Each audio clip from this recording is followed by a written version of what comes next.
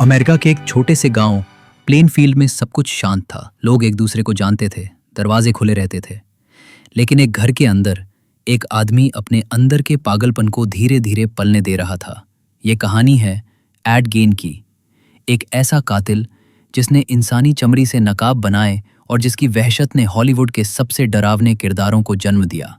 16 नवंबर 1957 Bernice वर्डन नाम की एक महिला जो प्लेनफील्ड की हार्डवेयर दुकान की मालिक थी, अचानक गायब हो गई।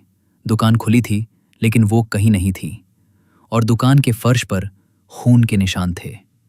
एक बिल हमें मिला जिसमें लिखा था एड गेन को उस दिन एंटी फ्रीज खरीदना था। एड गेन एक चुपचाप रहने वाला आदमी, थोड़ा अजीब, लेकिन लोगों ने कभी उसे खतरनाक नहीं समझा। उन्हें नहीं पता था कि वो कितनी बड़ी भूल कर रहे हैं।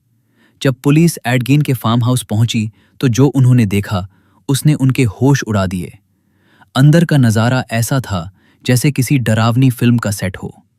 खोपड़ियां बिस्तर के सिरहाने पर रखी थीं, इंसानी चमड़ी से बने लैम्प शेड और एक बेल्ट जो निपल से सिली गई थी। और शेड में बर्निस वर्डन की लाश उल्टी लटकी मिली, जैसे कोई जानवर हो जिसे काटा जा रहा हो।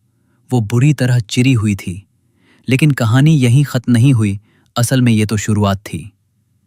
पुलिस को फार्म हाउस में ऐसे कई अवशेष मिले जो किसी भी इंसान की कल्पना से बाहर थे। इंसानी चेहरों से बने नकाब, खोपड़ियों से बने कटोरे और सबसे भयावह, महिलाओं की त्वचा से बना एक पूरा सूट। एड कब्रें खोदता था, मृत महिलाओं के शव निकालता और उनके शरीर के टुकड़ों को सहेज कर रखता। वो उन्हें पहनता था और खुद को मां महसूस करता था। उसकी मां अगस्टा कट्टर धार्मिक महिला थी। वो एड को सिखाती थी कि महिलाएं पाप हैं। जब उसकी मां की मृत्यु हुई, एड टूट गया और उसी दिन से उसका पागलपन शुरू हुआ। एड गेन को गिरफ्तार किया। हत्याएं की थीं, कम से कम साबित यही हुआ। लेकिन उसके क्राइम इतने विचित्र, इतने घिनौने थे कि उसने पूरी हॉरर इंडस्ट्री को हिला दिया। एड गेन का फार्म हाउस अब नहीं है, उसे जला दिया गया, जैसे लोग उसकी यादें मिटाना चाहते हों।